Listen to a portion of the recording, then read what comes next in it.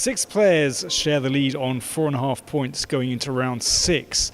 The games are already underway and the boards are burning. Wang Hao has sacrificed a pawn against Laurent Fressinet.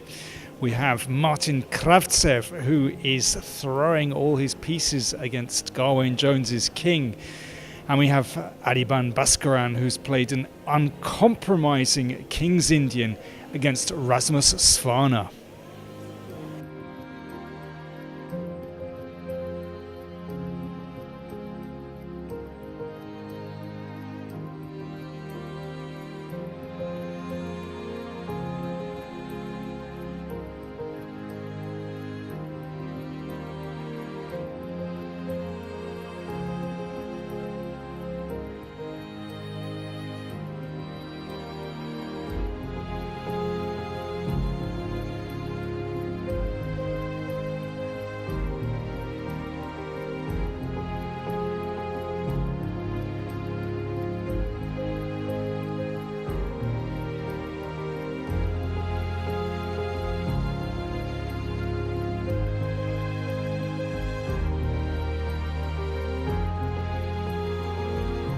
The Board 1 game was wild and unpredictable.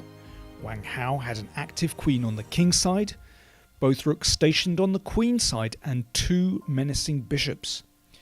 Fressinet established his knight in the centre and had potentially game-winning pawns on the queen side, but his king was still in the middle of the board. A fascinating position in which all three results were possible, but Wang Hao lost his nerve and offered a draw, which Fressinet accepted. I didn't like my position basically for the last 2 hours. So okay, so when he offers me a draw, I mean, it's very difficult not to take it. Okay, so a pragmatic decision, basically.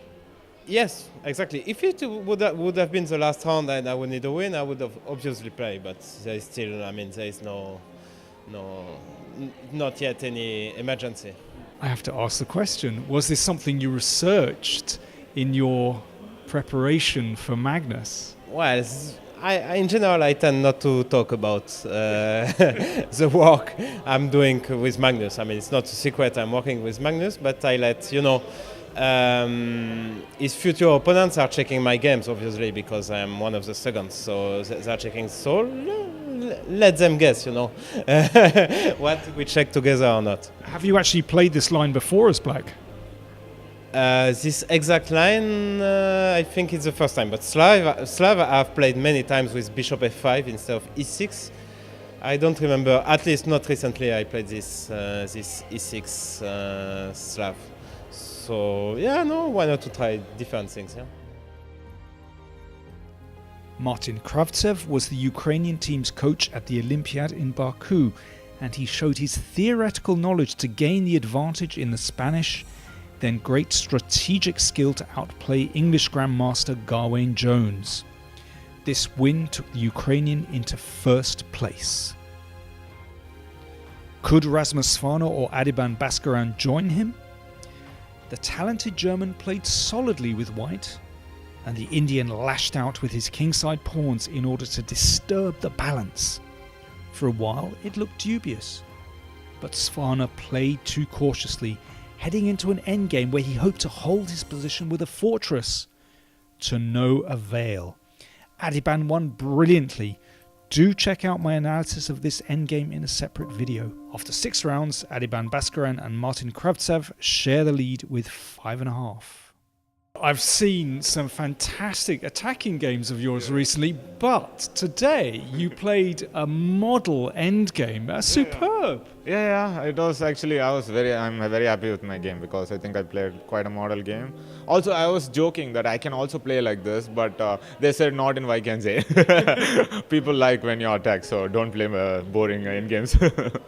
Well, this wasn't a boring endgame. I mean, yeah, it was Quite interesting actually, yeah. With a lot of nuances and like I had to find all these plans and keep killing the bishop knight every time with this bishop e3 and then bring the king to the king side maybe eventually. Yeah, it was a good game actually. Yeah. I mean, did you think you were actually winning it at the start, or were you just thinking, well, I can improve the position? No, I was a pawn up after a while, after some tactical operation, and then after it, I just gave back the pawn for activity, and then I just thought I'll just keep playing. Yeah, just put maximum pressure. Actually, it was funny. I was walking by this hall, and I saw this photo of Fischer, which says that he puts maximum pressure on the opponent. So I wanted to do something similar.